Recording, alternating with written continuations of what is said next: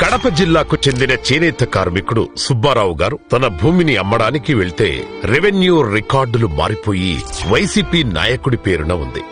పరిష్కారం కోసం తిరిగి తిరిగి అలసిపోయి సుబ్బారావు గారు కుటుంబంతో ఆత్మహత్య చేసుకున్నారు. తన కుమార్తె కంటే ఒక పేద ముస్లిం బాలిక బాగా చదవడం తట్టుకోలేని వైసీపీ నాయకుడి అహంకార మదం పలమనేరులో 10వ తరగతి చదువుతున్న ముస్లిం మైనారిటీ బాలిక మిస్బానీకి స్కూల్ టీసీ ఇప్పించి ఆత్మహత్య చేసుకునేలా చేసింది. నా బిడ్డ చచ్చిపోయింది. నా బిడ్డ కారణం ఆ పూజిత రమేష్ సరే. తన అక్కను వేధించొద్దని అడ్డుకున్నందుకు బాపట్లకు చెందిన అమరనాథ్ గౌడ్ అనే 10వ తరగతి విద్యార్థి వైసీపీ నేతల చేతుల్లో సజీవంగా తగలబడిపోయాడు. ఎందుకు మా అక్కను వేధిస్తున్నావు అన్నందుకే చంపేశారు. జై జగన్ అనలేదని పల్నాడులో బీసీ నేత తోట చంద్రయ్యని నడిరోడ్డుపై గొంతు కోసి చంపబడ్డాడు. అదే పల్నాడులోనే జల్లయ్య యాదవ్ని దారి కాచి నరికేశారు. కడప జిల్లాలో తన మాట వినలేదని చేనేత వర్గానికి చెందిన నందం సుబ్బయ్యని దారుణంగా నరికి చంపారు. కరోనా సమయంలో మాస్కులు ఇవ్వమన్నందుకు దళిత డాక్టర్ సుధాకర్ ప్రాణాలు తీసుకునేలా చేశారు.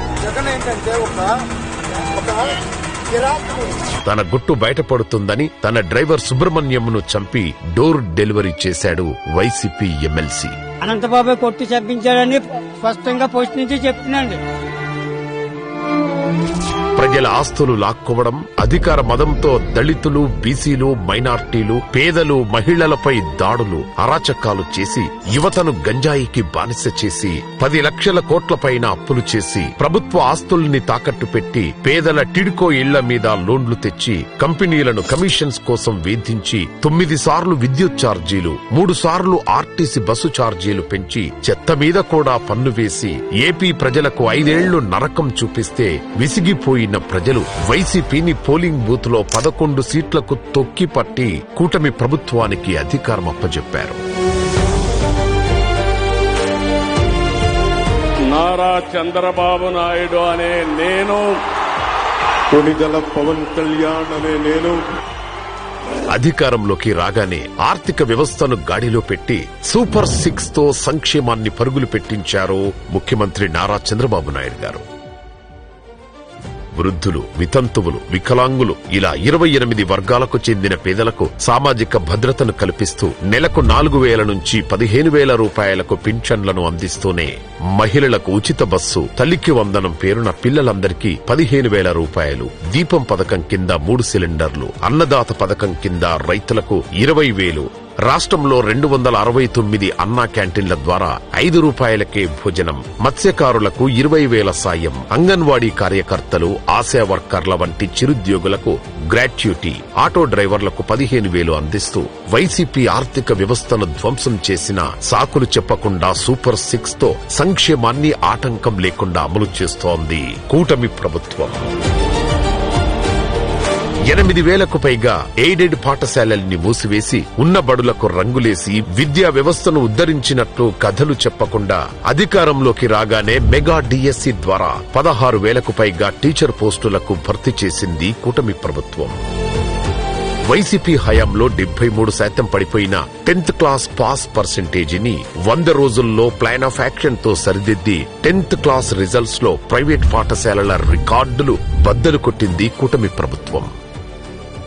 మొదలుపెట్టిన రాజధానిని 3 ముక్కలాట చేసి 5 ఏళ్ల పాటు నాశనం చేస్తే తిరిగి అధికారంలోకి రాగానే అమరావతి పునర్నిర్మాణం మొదలుపెట్టి ప్రపంచ స్థాయి ప్రమాణాలతో ఆంధ్రప్రదేశ్ కి రాజధాని నిర్మిస్తోంది కూటమి ప్రభుత్వం. విభజన వాదం తలెత్తకుండా రాయలసీమలో పరిశ్రమలు, ఉత్తరాంధ్రలో ఐటీ రంగం, కోస్తాంధ్రలో రాజధాని నిర్మిస్తూ పెట్టుబడులను, అభివృద్ధిని అన్ని ప్రాంతాలకు చేర్చుతూ ప్రాంతీయ సమతుల్యం కాపాడుతోంది కూటమి ప్రభుత్వం. రాష్ట్ర ప్రజల ఆస్తులకు ప్రమాదంగా మారిన ల్యాండ్ టైటిలింగ్ యాక్టును రద్దు చేసి ప్రజల ఆస్తులకు భద్రతను కల్పించింది. ఏపీ ల్యాండ్ గ్రాబింగ్ చట్టం 2024 పేరిట భూ ఆక్రమణల నిరోధక చట్టాన్ని తెచ్చింది. రీసర్వే నిర్వహించి అసలైన హక్కుదారులకు రాజముద్రతో కూడిన పట్టాదారు పాసు పుస్తకాలను అందిస్తోంది. 5 ఏళ్ల పాటు వదిలేసిన రోడ్లను మరమ్మతులు చేస్తూ కొత్త రోడ్లు నిర్మిస్తూ పల్లెల్లో, గిరిజన ప్రాంతాల్లో రోడ్ల నిర్మాణం చేస్తూ ఆంధ్రప్రదేశ్ ప్రయాణం సాఫీగా ఉండేలా చేస్తోంది కూటమి ప్రభుత్వం. పేదరిక నిర్మూలన కోసం చంద్రబాబు గారు రూపొందించిన P4 కార్యక్రమం ద్వారా 2 లక్షల బంగారు కుటుంబాలకు మార్గదర్శకులను సూచించడం జరిగింది. పేదలకు ఇప్పటికే 5.5 లక్షల ఇళ్లను పంపిణీ చేసిన ప్రభుత్వం మరో 5 లక్షల ఇళ్లను నిర్మిస్తోంది. బీసీలకు ఇచ్చిన మాటను నిలబెట్టుకుంటూ గీత కార్మికులకు 10% మద్యం షాపులు కేటాయించి నాయి బ్రాహ్మణుల వేతనాలు నెలకు 25,000 రూపాయలకు పెంచారు. సోలార్ రూప్ టాప్ అమర్చుకునే బీసీలకు అదనంగా 20,000 ఇస్తున్నారు. చేనేతకు మగ్గానికి నెలకు 200 యూనిట్లు, మరమగ్గానికి 500 యూనిట్ల ఉచిత విద్యుత్తునిస్తున్నారు. గత ప్రభుత్వంలో దారుణ దమనకాండకు గురైన దళితులకు అండగా నిలబడి వివాదాలకు తావివ్వకుండా ఎస్సీ వర్గీకరణ చేశారు. 20 లక్షల ఎస్సీ ఎస్టీ కుటుంబాలకు ఉచితంగా సోలార్ రూప్ టాప్లను అమర్చుతున్నారు. మీరు ఒక్క పైసా ఇవ్వక్కర్లేదు, మేమే ఖర్చు పెడతాం. ఉచితంగా మీకు కరెంట్ ఇచ్చే బాధ్యత నేను తీసుకుంటానని హామీ ఇస్తున్నా. వక్ఫ్ బోర్డును పునరుద్ధరించి మైనార్టీ సంక్షేమానికి ఈ ఏడాది 3,670 కోట్లు కేటాయించారు. రైతులకు రికార్డు స్థాయిలో ధాన్య సేకరణ చేయడమే కాకుండా మునిపెన్నడూ లేని విధంగా కొనుగోలు డబ్బులను కేవలం 24 గంటల్లో రైతుల ఖాతాల్లో జమ చేస్తోంది కూటమి ప్రభుత్వం. వర్షాల వల్ల తడిసినా గానీ శుభ్రంగా తీసుకున్నారు. మా అమౌంట్ 24 గంటల పడిపోయినాయండి. ఈ కూటమి ప్రభుత్వం వచ్చాక రైతులు బాధ వస్తుంది. అమౌంట్ నెక్స్ట్ డేనే పడిపోయింది సార్. ఈ రోజు వడ్డీ తోలితే రేపు మార్నింగ్ 10 గంటల 11 గంటల టైంలో డబ్బులు పడిపోయింది.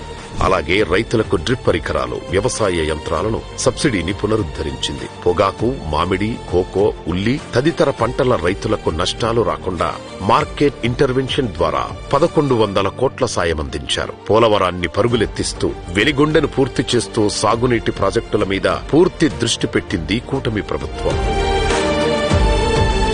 యువతకు ఇచ్చిన ఉద్యోగాల హామీని నిలబెట్టుకుంటూ 5,757 పోలీస్ కానిస్టేబుల్ పోస్టులు ఇవ్వడం జరిగింది.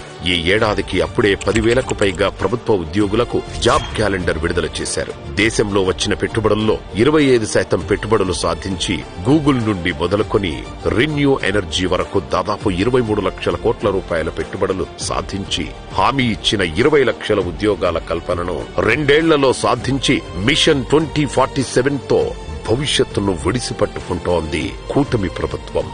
సంక్షేమంతో పాటు ప్రజల మతపరమైన మనోభావాలను గౌరవిస్తూ 15 ప్రధాన ఆలయాల్లో నిత్యాన్నదాన కార్యక్రమాలు జరిగేలా ఏర్పాట్లు చేసింది. మతపరమైన కార్యక్రమాలకు ఊతమిచ్చేలా పురోహితులకు నెలవారీ వేతనాన్ని 15,000కు పెంచారు. ఇమాంలకు నెలకు 10,000 రూపాయలు, మౌజన్లకు నెలకు 5,000 రూపాయల చొప్పున ఏడాదికి 90 కోట్లు ఇస్తున్నారు.